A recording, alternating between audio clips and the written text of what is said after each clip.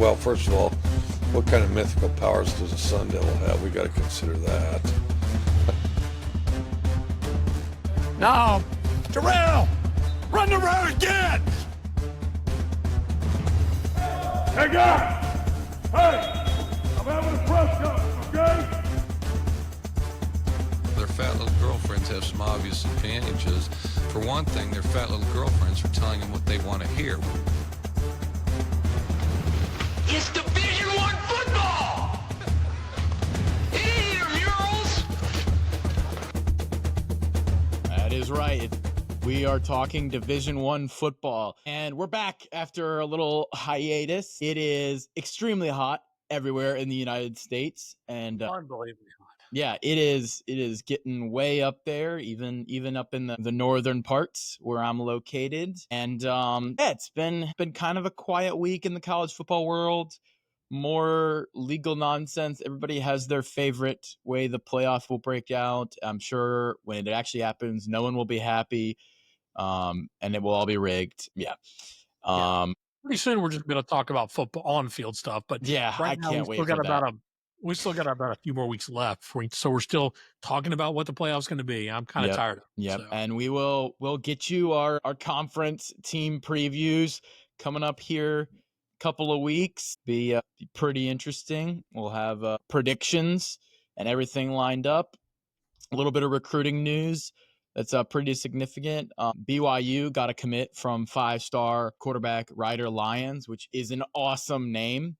That is like the coolest name ever. Your name's Ryder Lyons. Like, okay. Ride or die, baby. Ride or die with him. Yeah. Street Fighter character name. He is going to BYU over Oregon, which was pretty unexpected, but that's a huge get for them. It's BYU's highest rated recruit ever.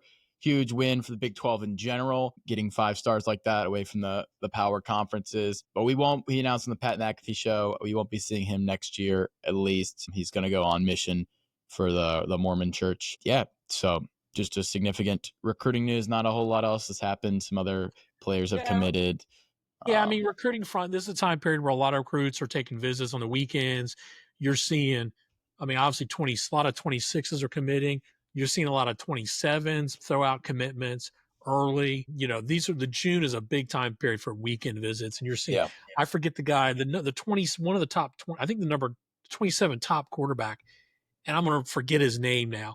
He visited Ohio State, Georgia, Florida in consecutive weekends. And he's already got offers from Florida State, Bama, everybody. So you're seeing a lot of this happen right now. If you follow this stuff on Twitter, it's just prime season. We're then going to get to the point here, probably I think this weekend, because we're going to be coming up on kind of a holiday week where it all shuts down for the coaches for a couple of weeks. And then we're going to get to media days, and then we're here. Yeah. We're here in the season. So yeah, it'll be interesting for sure. Well, and since we're in one of the hottest weeks of the year and a heat wave is going on, we figured now would be an appropriate time as ever to talk about what coaches are going to be on the hot seat going into this year. They're feeling a little warm, a little uncomfortable, you know. They might not be here next year, you know. You never know what happens. There's always turnover in college football. The carousel spins on, and we're trying to break down and see who may be taking and their seats aren't hot just because it's 110 degrees heat index. Nope, their seats are hot for other reasons. So, exactly. You know, Jake, I know last year I went back and looked at the hot seat list. We didn't really do this episode last year because we didn't really start up until right close to the season. But I went back to my notes and looked at some of the people we had on the hot seat. We did our conference previews. Many of those people survived. I mean, I had Billy Napier and Shane Beamer on the hot seat. Yeah, absolutely. Those actually turned out pretty well. Sam Pittman was on my hot seat last year. Well, we may get to him again this year. You know, so just because you're on the hot seat doesn't mean you can't get off. But I think this year could be really interesting. We've got a lot of candidates that I think are in make or break seasons. Yeah. So I don't know if you want to go in any particular order, or I didn't necessarily rank them. I've got a couple that I feel that are pretty high up there. I don't know if you want to go by conference. I didn't really rank them specifically either. And one key note, though, which is why we might see more activity than we did last year in the coaching carousel, is the house settlement has been initially at least approved. And part of the reason we were thinking that some of the coaches hadn't been fired yet or maybe schools were giving them another year, is because they weren't financial uncertainty. They weren't sure exactly how some of this was going to play out, how much money they were going to have to allocate to players or not for buyouts, such thing. And so now there's a little more certainty in the legal field, at least, until another lawsuit blows everything up again. So we may see some of the schools move on now that they kind of, the presidents and executives can kind of, see all the cards and make moves where they want to. Well, and I don't know if the House settlement's done. It's done, but it's not settled. Whether it's going to withstand legal challenge or not, it's a whole nother story. Mm-hmm. But it's done for now. So, all right. Well, where do you want to start? I don't know. I didn't have any particular place, but the first guy that jumped out to me was Luke Fickell at Wisconsin. Yeah. Because, man, have you seen their schedule, first of all? Schedule's brutal. Oh, my gosh. As far as Big Ten schedules go, it's a rough schedule. Yeah, I mean, it's one of the worst in the country. It's they play Alabama. Don't they play Alabama and out of conference? And then they have a tough Big Ten schedule. They got road games at Alabama. They play Michigan, Oregon, and they play Ohio State. I mean, they're cooked. Yeah. It is a very tough schedule. Luke Fickell came in from Cincinnati with very high expectations. He obviously went undefeated and made the playoff. Only group of 5 teams make the 4-team playoff at Cincinnati. Basically universally praised as a great hire. Everyone respected him, and basically there was like nobody who was like, oh, this is a bad hire by Wisconsin. A lot of people were like, should Luke Fickell have waited for a better job? That was like any of the controversy around that. It was never a question of him. And, he's pretty underperformed so far. Some of that you can probably blame on Wisconsin institutionally not having the behind the scenes resources that a lot of other schools have had. They kind of been a little behind the times on the infrastructure. But a lot of it is just they haven't really been competitive against any of the good teams in the Big Ten. Yeah, and I think you can look at 2 issues here. One's not necessarily his fault. I think the first one's not his fault. Is they just weren't really good at the time the Big Ten expanded, and so they got kind of caught back in the shuffle and weren't ready. That for too. it.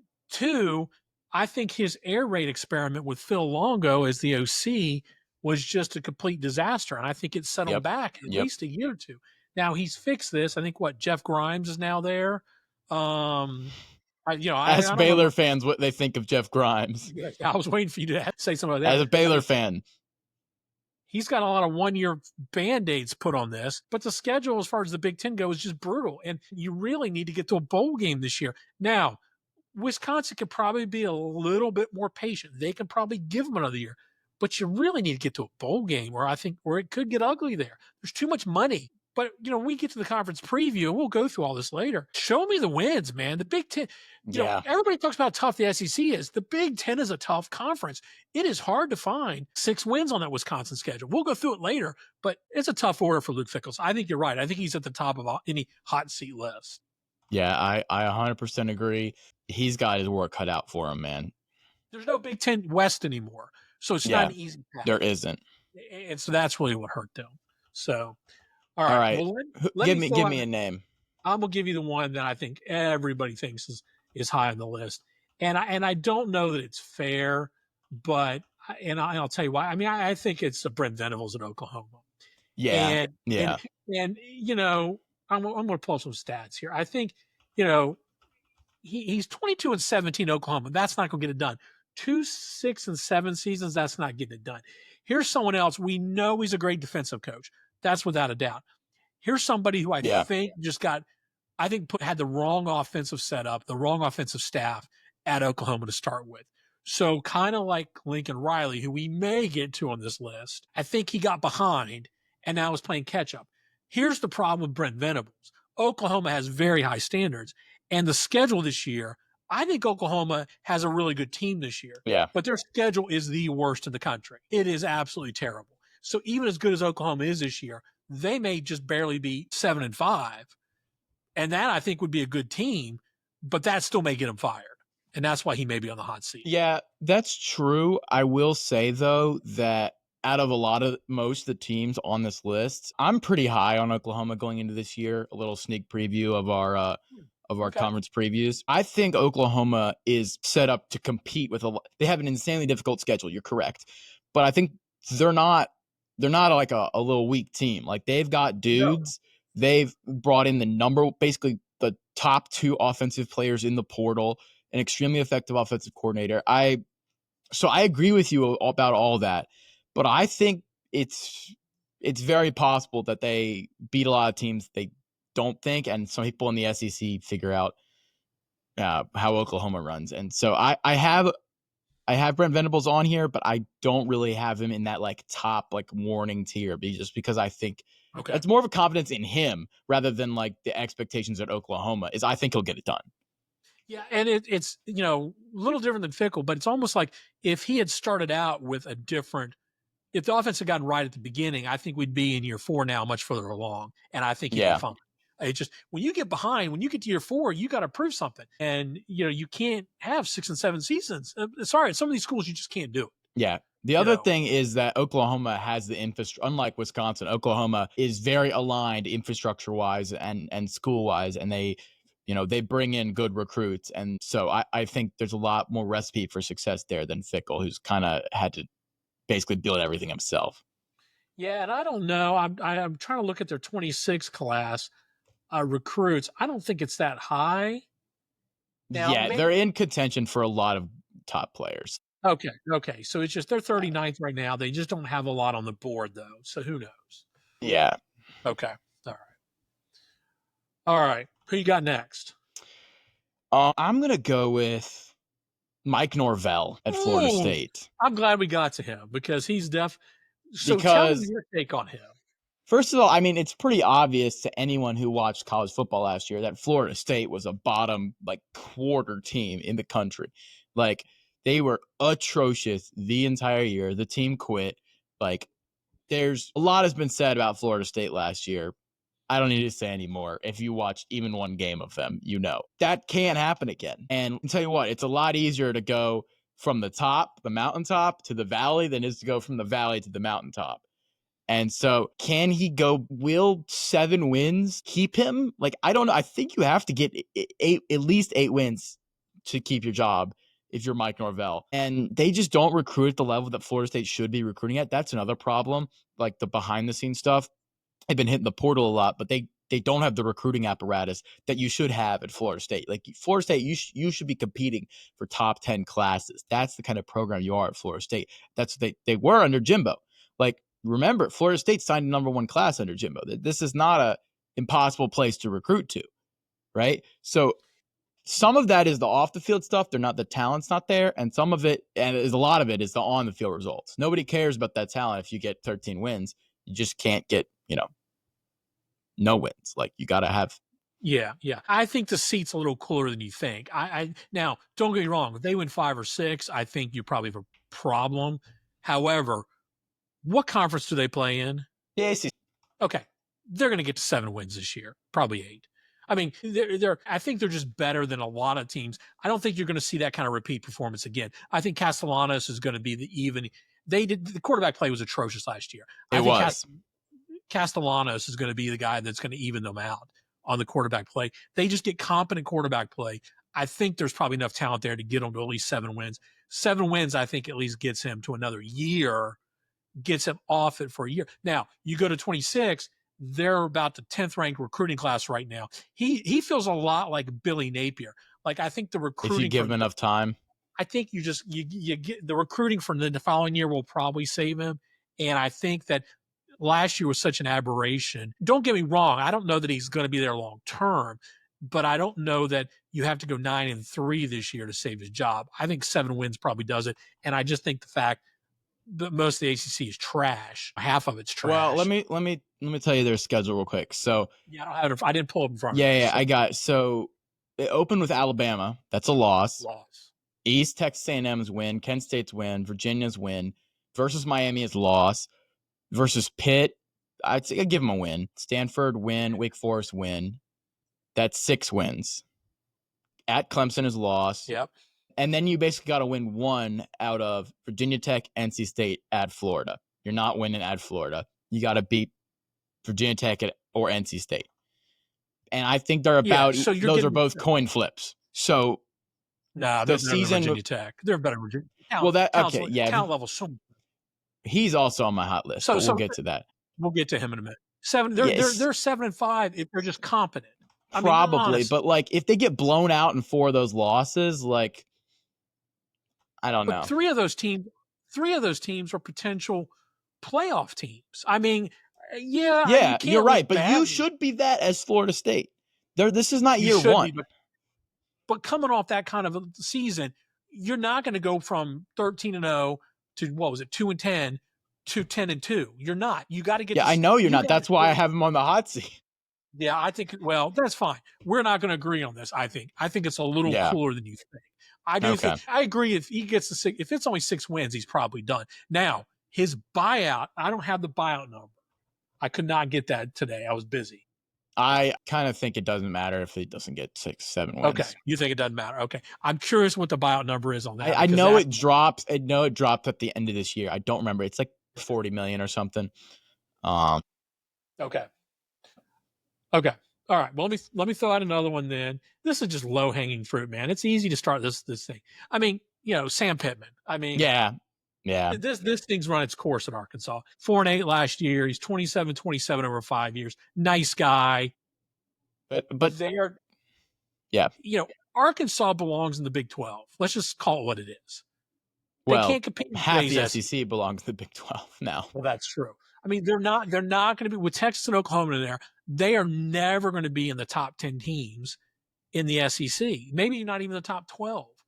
And so I don't know what your expectations at Arkansas are. I know they have some money, willing to maybe put some money, but they're never going to be able to. We can go down the list of 10 to 12 teams that are always going to recruit better than Arkansas. That are always going to be better than them. Yeah, I mean, not really. not unless the Waltons want to become like Phil Knight level donors. And I don't think that's the case. So, I mean, this is just an expectations program. I mean, do they have better expectations than Mississippi State and Vanderbilt? Probably. But name me other teams that you expect. I mean, even South Carolina has certainly better expectations than Arkansas. They have better expectations. I think they're about the same program. Are they though? Because I think they've got a bigger fan base. I don't know. I mean, that would be an interesting conversation. That'd be an interesting discussion. But I just don't. I think Arkansas does not. I know they've been in the SEC a long time. I just don't see how in the new SEC that they're ever really going to compete. Sam's a nice guy. You have to do something really different there. Yeah, in my opinion, he's hit the ceiling of Arkansas as a program, and you can't just keep him around. He's 500 there all time. Like that's about how you get at Arkansas. And the thing is you gotta rehype the boosters. You gotta keep some excitement in the program, even if that's the best you can do. You can't. New is always better. You can't just have it stale. Well, and you remember my prediction last year. I thought he'd be done last year, and I told you I thought the head coach would be when this job opens up. Who? I still believe it will be Rhett Lashley from SMU.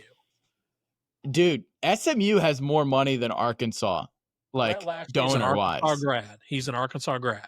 I'm telling you, watch that name because it's an SEC job, and I understand SMU's got tons of money. I'm not discounting that. And to be fair to SMU and Rhett Lashley, if you want to have a longevity and be a winning coach, where would you you're going to get fired in 4 years at Arkansas? Probably if you're being practical, the ACC, because you can probably keep yourself in the third or fourth dog, fifth dog status in the ACC for many years, and probably compete for the championship every couple of years. Probably so, yeah. But I'm just telling you, I don't know how strong a pull. I just think it'll be interesting to see what happens with Rhett Lashley if this job opens up. Because Arkansas will throw money at him, I believe. But again, I don't have any sources. I have no way of proof. But that's a name I think you'll hear, and I think Arkansas people will want to bring him home. I think they'll want it, but I don't know if he'll leave, but it'll be interesting. Yeah. All right. I agree with you there. Let's go. I mean, there's one program where the coach is on the hot seat every year without fail since I don't know, they invented college football, and that's the Auburn Tigers. And Hugh Freeze, sorry, Nacho Man, of course, on the hot seat, because would this be the coaching carousel or hot seat without the Auburn head coach being on it? It wouldn't be. Hugh Freeze, disappointing last season, extremely disappointing, horrible quarterback play. Kind of his fault for not going and getting a quarterback in the portal. This year he went and got a quarterback in the portal. 100% his fault. Yeah, it was his fault. That I think, college football, like it or not, is very relationship built, and Hugh Freeze is pretty abrasive, and that works fine if you're winning.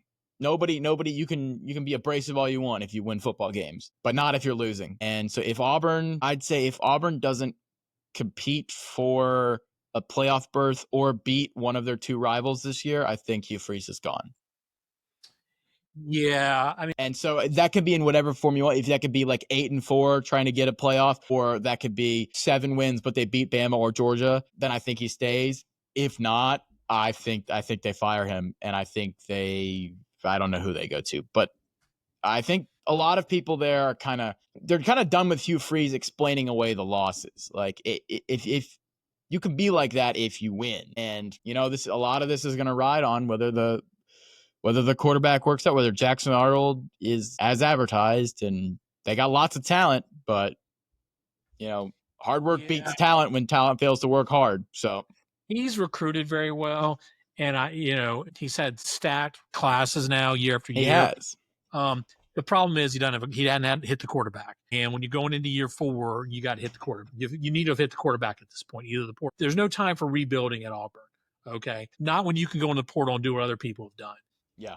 So that's a problem. There's no doubt there's talent on the offensive, defensive lines. There's talent on wide receiver. There's talent across the board, but you got to be better than this. Yeah, it's you got to do better this year. I'm not sure they're a playoff team. I think things have to break right for them to get to the playoffs. I agree, but I think they also have to break right for Hugh Freeze to keep his job. That's what I'm saying.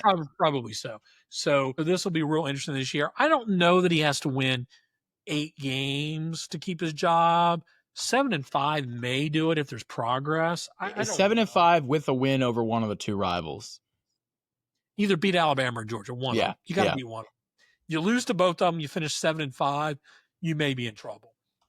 Yeah, I think a good indicator of the season for Auburn is going to be week 1 versus Baylor. If they go into McLean and lose, boy, he may be gone by Thanksgiving. Yeah, it could be ugly, and I wonder if his offense is just everybody's caught up to his offense. Maybe he just doesn't have the right personnel. We just don't know. So but you're the coach. You have to get the right personnel. That's right. Yeah. It's plain and simple. That's the expectations are higher. They've got a tough matchup at Oklahoma early in the season. So you could be out of the first 4 weeks of the season, you could already have 2 losses, one at Auburn, one at Oklahoma, one at Baylor. And that team could give up. Who knows? We just don't know what's going to happen. If they lose those 2 games, if they don't win one of those games, I think it could be a long season. Yeah, I think it will be a long season. I think there's a chance, though, that Jackson Arnold, like, if it was the receivers last year was a problem and he really hits, like, they meet the blue chip ratio. They have the talent to go as far as Jackson Arnold and Hugh Freeze can carry them. That's what's exciting, is that we actually get to see these teams play. We don't know what to expect. I would love to see it. There's a scenario, there's a universe where Auburn starts the season 5-6-0 or playing Georgia, at home. That's true. Yeah. And I forget how many games they played before Georgia. I think it's 5. It could be 4 or 5. And man, can you imagine that already is known to be a night game. Yep. They're undefeated. You're down there. My goodness, that place would be electric. Now all of a sudden we're talking a different position. We just don't know. Yep. Yeah. You don't know. All right. Give me another name. Well, again, low hanging fruit. I think this is the swan song, unless he turns it around. I think Mike Gundy is probably done. Now, the seat's hot, whether he's going to resign or however they're going to, this is going to be probably a farewell tour for Gundy. I don't think this team is that good. Yeah. He was 0-9 last year in the Big 12. It seems like if you look at all the other teams in the Big 12, they are way down on the odds chart to win the conference. Now, that being said, they've done stranger things in the past and performed well. But I don't know if it just feels like everybody else has moved forward in this NIL transfer portal era and Mike Gundy hasn't. So I think I feel like Yeah. Gundy's on the hot seat, and they're ready for a change. I think you're not wrong with the way the program is headed. I had him as an honorable mention, not necessarily on the hot seat, but could if special circumstances arose. And the reason for that is because I think he just sets his own schedule at Oklahoma State. I think it's like Bobby Bowden at Florida State, or, he is Oklahoma State football for as long as amount of time I've been alive, essentially. I think he gets to pick his time. I think if he wants another year, I think they'll give it to him. I think if he wants 2 more years, I think they'll give it to him. I think he'll go as long as he wants to go, and I think he'll quit when he realizes he can't win anymore. And I don't know how long it'll take him to figure that out if he doesn't want to change things to the current system. Yeah. And so I could see that happening this year. I just don't know if, I think they'll just let him keep going, because he is that program. Maybe, but at some point, when you got all these other teams in the Big 12, people have a shot, and you're not even being talked about. I don't know, Jake. I think it depends on what if he gets 6 wins this season, which could happen because he's a great coach. You can't go 0-9 again in the No, but he could get 6 wins. He's a good ball coach. There's no denying that. And there's a lot. The bottom of the Big 12 is looking pretty vulnerable this year. So there's room to move up to the middle if he can find it. Yeah. Okay. All right, your turn. Give me another name in your list. All right. Let me give you Brent. I got one big one I'm going to drop on you. Let me give you Brent Brennan, Arizona. Yeah. Yeah. It's kind of quick though, but it is. But Arizona, they don't want to mess around anymore. They tasted success, and nothing is ever so sweet again, right? And they don't want to go back to the Arizona that they used to be. They've got a pretty tough Big 12 schedule, but it's the Big 12. If you put together a solid football team and have good coaching, I think you could win your way out of it. I don't know, man. Based on how last year went, they had a losing streak in the middle, 6 straight losses in the middle of the season. Their wins were New Mexico, Northern Arizona, Utah, and Houston. You got to do better than that if you want to stay employed. And I think we might be getting to a part of the Big 12, which is a pattern that I think could emerge here in the future, where the Big 12 starts to have a lot of coaching churn similar to the SEC, just because of the parity of the teams. And a lot of teams will be like, well, if this team is doing great, why aren't you? Right.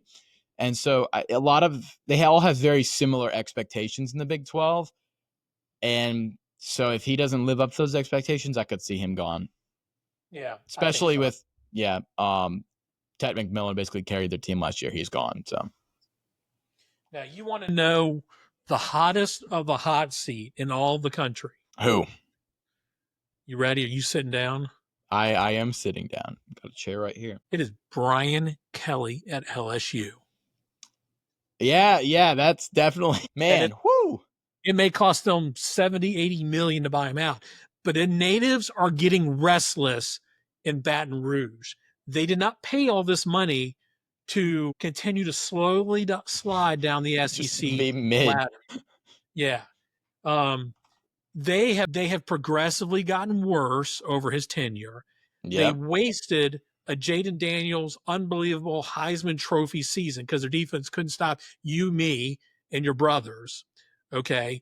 They didn't spend money the previous year in the portal, and it showed.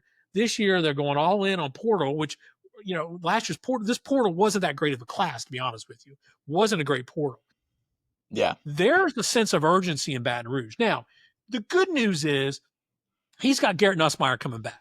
And I think while that seat is really hot, I think they have the makings of a playoff team. So I think they got a good shot at maybe getting to the playoffs. I agree. Pulling that seat, and they'll be fine. I think we haven't done. I have not finished my full analysis of the SEC. I don't think you have either. No. We've got all our materials. Vacation's coming up. We're going to have some time to think about that and talk about it a little bit. But I think if they lose this game to Clemson to start out with, man, is that seat good? I mean, you talk about somebody's lighting a fire under it. It's going to get hot for Brian Kelly. Yeah. And then you get, and don't forget, that Florida game is on the front end of the schedule this year. So we could conceivably, kind of we talked about Auburn, We could get to September and they've already got 2 losses and they may be theoretically almost on the verge of being out of the playoff picture. Don't tell me that seat won't be on fire at that point. Oh yeah. And I mean, LSU fancies themselves as, the best program in the SEC. That's what they think of themselves, right? Yeah. So their expectation is competing for national championships every year. Yes. And they're not doing that under Brian Kelly. And so he better do something this year or he's going to be gone. Yeah, I think so. And I think they'll figure out a way to pay for that. I mean, it is a big buyout. I think it would be in the range of $80 million, but yeah, they could just, steal money from hospitals. Hey, it's in the political show. We're not going there. Things that may or may not have happened allegedly in the state of Louisiana. Yeah, so anyway, yeah. So I think that is the number one hot seat that I have now. Well, and I got at least one more on my hot seat, but you go next. Throw out another. Okay, give me Scott Satterfield at Cincinnati. Yeah. He's 8-16. He has back-to-back losing seasons. Yep. That's one that this hasn't worked out at all. Yeah, I just don't. I think Scott Satterfield, he tried to do a reset after leaving Louisville. It hasn't really worked out. I'm not entirely sure if that's on him or just the fact that Cincinnati moving to the Big 12, they're not resourced enough to compete for the top of the conference. No. They were basically running on Luke Fickell's hopes and dreams. It was that program. And if you look back at the history of Cincinnati football, aside from when Brian Kelly was there, they've had some moments, but they've basically been a G5 level team for their existence, even if they have been in some better conferences.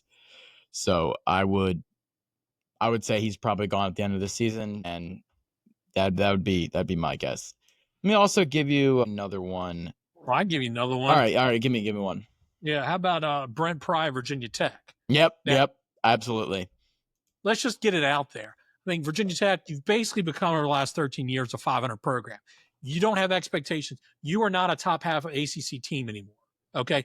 The college football world has changed. Michael Vick ain't running through those doors. You don't have Frank Beamer. Okay. You don't have the resources of a North Carolina State, a Louisville, or an SMU. Okay. They have the resources of North Carolina State. No, they don't. I don't think they're the same program. Okay, let's say North Carolina, but the rest of them they don't. North Carolina State and Virginia Tech are the same program. I don't know, Jake. We can have that's another interesting discussion. But the program, this is not mid 2000s ACC where they kind of run roughshod over everybody. There are much better programs now in the ACC.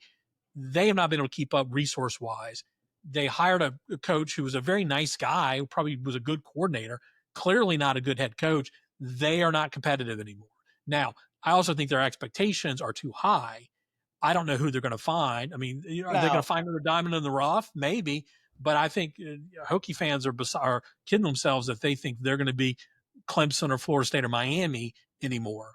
But he's not getting it done. I mean, they're going to be 500 every year. That's all. That's true. Full transparency. 2 Wahoo fans here. Well, it doesn't take a genius to look over the last 13 years. They've had 3 seasons. No, you're right. But there's if they made the right hire, there's no reason they couldn't become a solid program in the ACC. Their ceiling is no longer 10-2 like it was in the mid 2000s. Their ceiling is probably more like 8-4. The right schedule, they could go 10-2, and a good coach. Well, again, we can have this discussion, but I mean, really, there are some bad teams in the ACC. If they get the right coach, the right schedule. And the right schedule, yes, they could. So that's all you can hope for. There is you can be a cyclical good team with a good coach, and you get it once every so often. But you're not going to be, which is what NC State did for a long time. But NC State's been pretty competitive every single year. Virginia Tech's a 500 program. Go back to the last 13 years. You're right, but they also haven't had a good coach. Well, I understand it. Brent Pry's not one, and he will be. No, he's not, and that's why I think he's going to be gone. Yeah. So now. Well, let me tell you who's not on the hot seat, and we can debate this. I think we're going to agree, actually, just based on who hasn't been mentioned. Well, Lincoln Riley's not on the hot seat. Yeah, I agree. I mean, first of all, they have the number 1 recruiting class in 2026. Now, also, that may change. An alleged 90. Yes. But they have been killing it in recruiting. They have. The Waffle kid the other day, that was his name, right? Waffle from New Jersey? I think. Yeah, waffle. I kind of like that waffle. Yeah. I would say maybe waffle, but I call them waffle. They are killing it in recruiting, even if they have a bad year. And he's fine because of the recruiting and what they're doing in the next class. Yeah. And last year, if you look back at their schedule, they were the team that was most victimized by close games.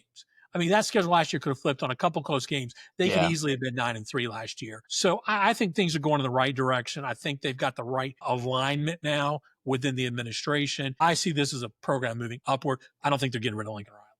I agree with you. That's why I had him on my kind of, highly doubtful list. I think you can't really argue that Lincoln Riley's not a good coach. Like, his track record at Oklahoma is too long for that. Like, you couldn't even argue like, oh, it was with other. No. So I think once he just gets the university behind him and gets all the infrastructure, I think part of the problem was USC didn't have any behind the scenes infrastructure. They were not built like a modern program. They didn't have a general manager. They didn't have anything. And he had to construct all this. The staff wasn't in the right place. He was behind a couple years. The staff and money pool was not in the right place. Like, to pay staffers to live in LA. Like, so I think he's getting it together. I don't have him on the hot seat at all. But now, who should be on the hot seat but may not be is Tony Elliott at Virginia. Why that man was a job, I have no kidding. He brought in a bunch of guys in the portal. Yeah, I've seen the again, you and I can have a debate over how good that portal class was last year. It was much worse than the previous year. I just don't see the wins on the schedule. He's had enough time at Virginia. They need new blood. They got to do something different. I think Virginia just doesn't care. Well, yeah, that is true. That's absolutely true. But part of hot seat is expectations. Expectations, but you got to do better. You got to at least get to 500. Yeah. I mean, I will give you another name though. Ooh, is it another name that I'm not thinking of? Mike Locksley at Maryland, 4-8 last year. Yeah. And I think, given it's a Big Ten program, you've got money. I think there's probably some thought process that Maryland they at least want to be in a bowl game. Yeah, that's where your expectations are. And if you're not getting there, I think he's. Yeah, and I mean, their schedule is not the most difficult in the Big Ten. They avoid Ohio State and Oregon and USC. And Penn State. Yeah. So there's room for improvement for Mike Locksley in Maryland. But if they don't improve, I think he's going to be gone. They kind of haven't been able to the thought process with the Big Ten was they were going to be able to capitalize on the DMV talent and really elevate their football program. And it just seems like that theory has been proven false. All that's really happened is Penn State has raided the DMV and taken all the. So I think the person who benefited most from Maryland in the Big Ten was Penn State. And so I don't know what their expectations are as a program, but you got to at least be competing for a bowl game, right?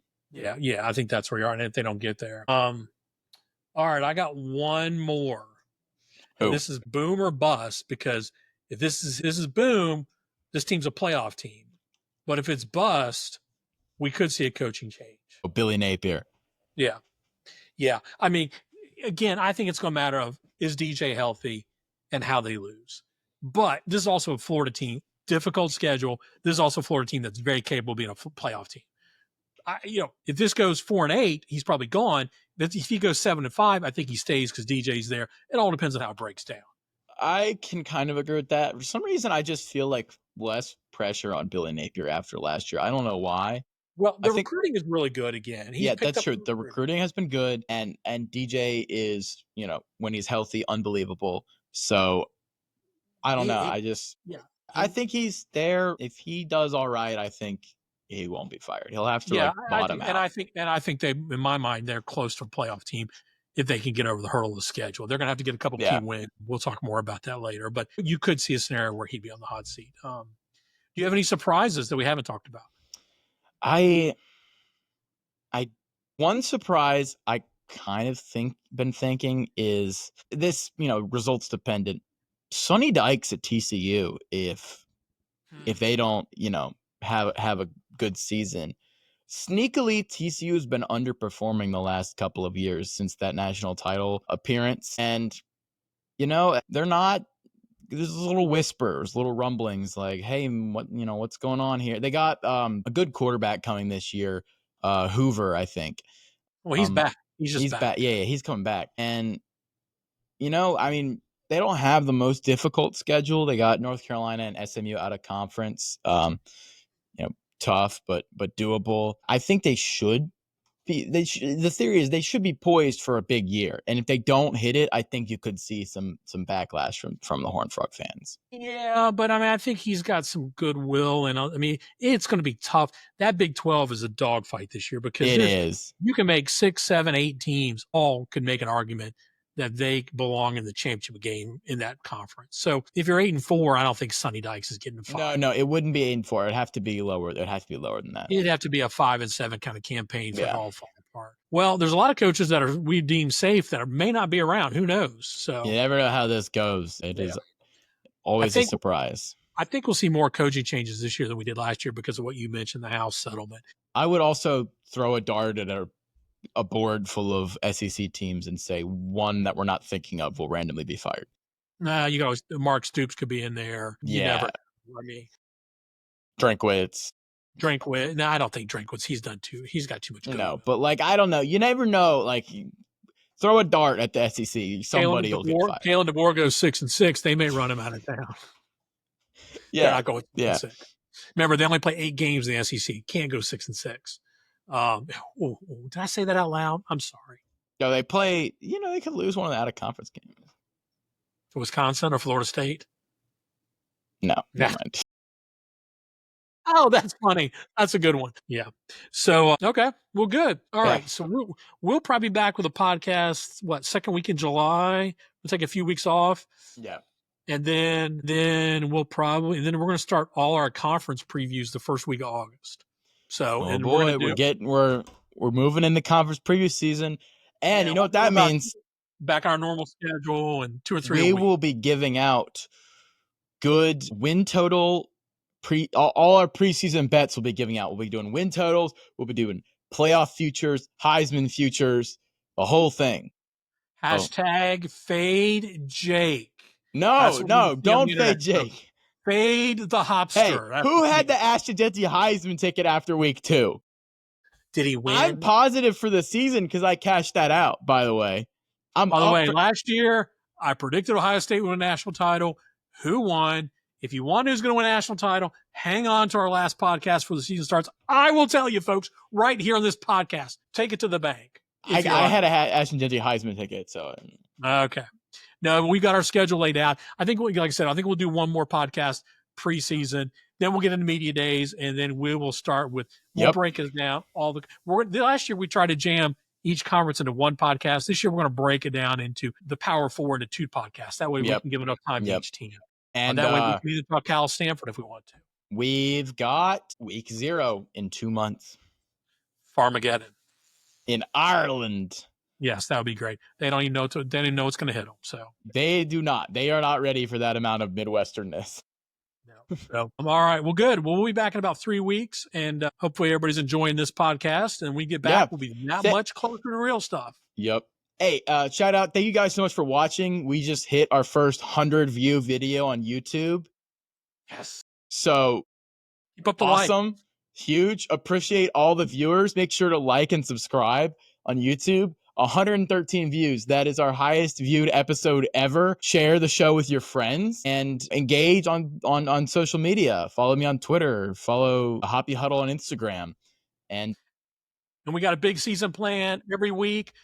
Reaction show, preview shows. We're going on the road for a few games this year, kind of like last year. Oh, we will. We've got some road trips planned. It'll be interesting. We do. Look out for some live streams coming direct. We're going to hit some good games this year. We're going to make sure the tech works right so it doesn't screw us over. But yeah, we're excited. We're excited for the season. So, boom. All right. Thanks so much for watching, like, and subscribe. Hit the button, everything. And good night, America.